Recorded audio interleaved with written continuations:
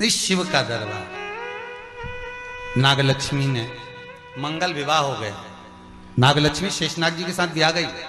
एक दिन शेषनाग जी नागलक्ष्मी के साथ में भ्रमण कर रहे थे, दोनों घूम रहे थे। लक्ष्मी जी ने देख लिया। लक्ष्मी जी ने नागलक्ष्मी को देखा तो नागलक्ष्मी ने पूछा कि ये कौन है तुम्हारे साथ में? मेरे पति है शेषनाग। ओह ठीक है। नाग नागिन का जोड़ा ही ऐसा होता है, पति जाए तो पत्नी बदला लेती है, पत्नी जाए तो पति बदला लेता है।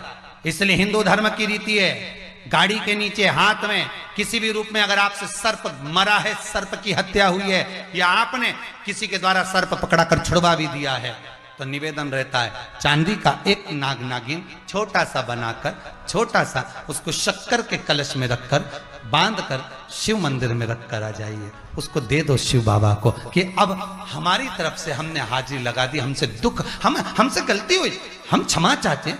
गलती मनुष्य से होती है, मानव से होती है, हो गई गलती, अब आपको साधन है। स्वप्न में अगर सांप दिख रहा है, स्वप्न में सर्प नजर आ रहा है, पान का पत्ता, तांबुल पान का पत्ता, उस पान के पत्ते पर एक लाल चंदन से सर्प बना और सर्प बनाकर उसका शिव मंदिर में स्पर्श कराकर बहते पानी में छोड़कर आ जाइए।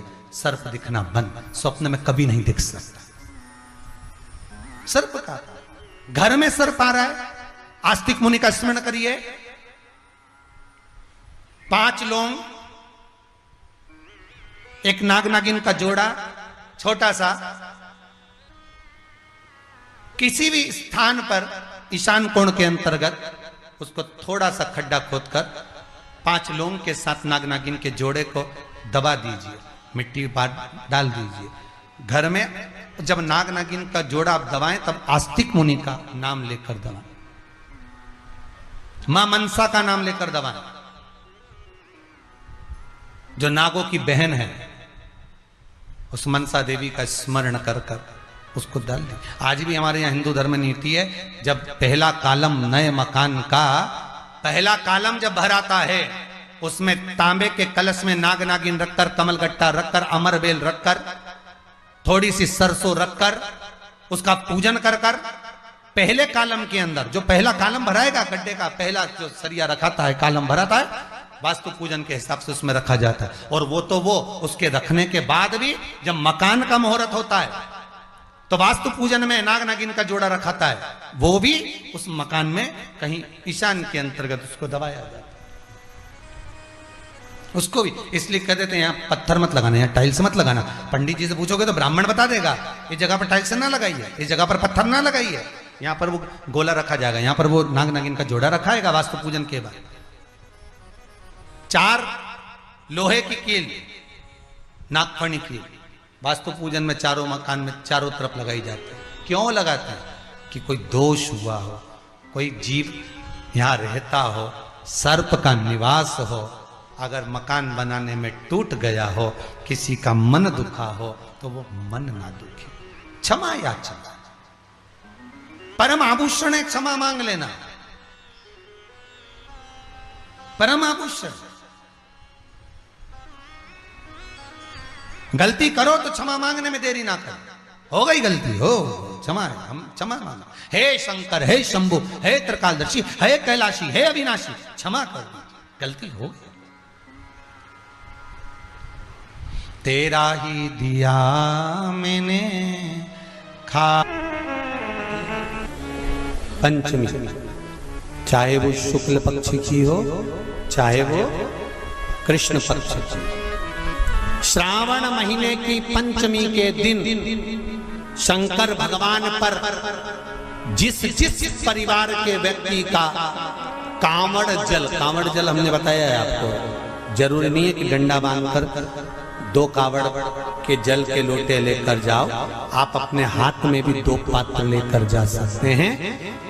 पंचमी तिथि के दिन हाथ में 2 लोटे जल के, 2 कलश जल के जब हम शंकर भगवान को चढ़ाते हैं तो ऊपर जो कमंडल होता है शिव जी के ऊपर जलधारी होती है, जिसमें जया, विषहरा, शामली बारी, दौतली और देव, शंकर भगवान की 5 बेटियां जिसमें विराजमान होती हैं। जब हम जल समर्पित करते हैं हमारे पीढ़ी में, परिवार में अगर कोई अधोगति में मर गया होता है, कुंवारी अवस्था में चले गया होता है, गर्भ में मर गया होता है, गर्भ के बाहर निकल कर भी अगर कुंवारी अवस्था में चले गया होता है, तो श्रावण महीने की दोनों पंचमी पर परिवार का अगर कोई एक व्यक्ति भी जल चढ़ा देता है शंकर भगवान पर, तो सर्प की योनि में नहीं पड़ता, जीव मुक्त हो जाता, प्रेत योनि में सर्प की योनि से मुक्त हो जाता।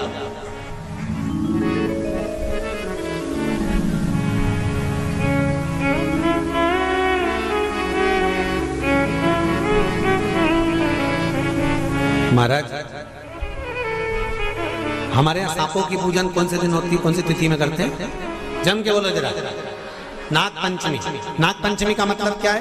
सांपों की पूजन करो। नाग पंचमी का मतलब होता है शंकर जी के मंदिर में जाकर एक लोटा जल समर्पित कर दो। उसका कारण क्या है कि हमारे परिवार में, हमारे कुटुंब में कोई कुटुंब में, परिवार में कोई 7 पीढ़ी के अंतर्गत भी अगर कोई जीव तड़प रहा होता है, पड़ा हुआ होता है, उसकी मुक्ति नहीं होती है, तो पंचमी का चढ़ा हुआ जल उस जीव को प्राप्त हो जाता है और वो जीव तर जाता है, उसका फिर जन्म नहीं होता, वो तर, इसको मुक्तता कहता है।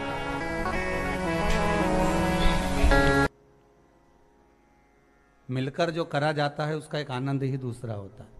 एक अकेला दूध पदार्थ को अपन ग्रहण कर लो, प्रसन्न। तीसरे नंबर पर भगवान विष्णु।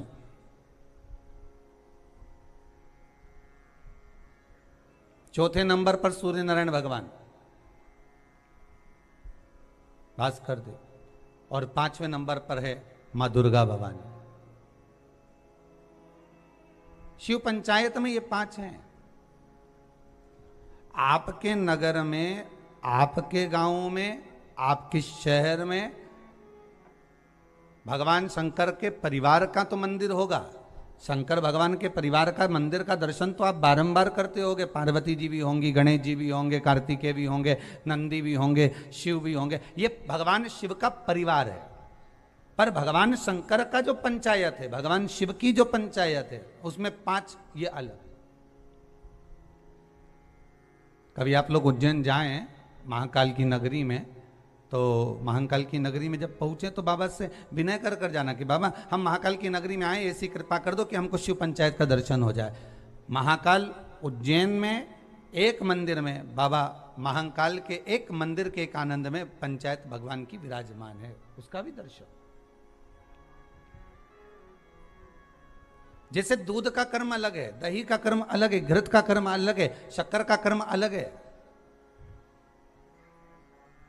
शहद का कर्म अलग है, उसी तरह हमारे देवताओं को भी एक एक अलग अलग क्रम बांटा गया कि आपको ये संभालना है। आप इस इंद्री के देवता हो, आपको मन पर विराजमान होना है, कि आपको नेत्र पर विराजमान होना है, कि आपको कहाँ भुजा पर विराजमान होना है, हस्त कमल पर, आपको कर्ण पर विराजमान होना है। जैसे गौ माता का एक फोटो आप लोग बार बार देखते होंगे।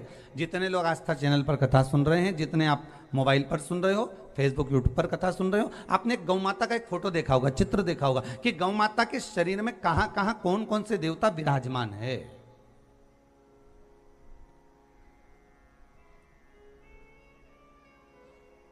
गौ माता के शरीर में कहां कहां कौन से देवता बैठे हुए हैं, ये आपने दर्शन करा होगा एक चित्र के अंदर, एक गौ माता के एक चित्र के अंदर। उसी तरह केवल गौ माता में नहीं,